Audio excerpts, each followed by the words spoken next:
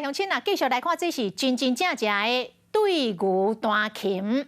33岁小提琴家林尚成来到云林土库的水牛安养中心，下这个小提琴，互2只水牛来听。2只水牛哪食甘蔗尾，哪听音乐，哪像听有，搁哪像听无，看到真心色。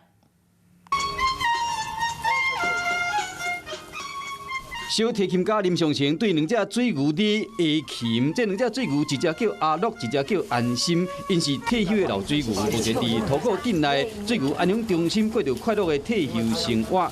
有音乐家现场演奏音乐给伊听，过了真舒心。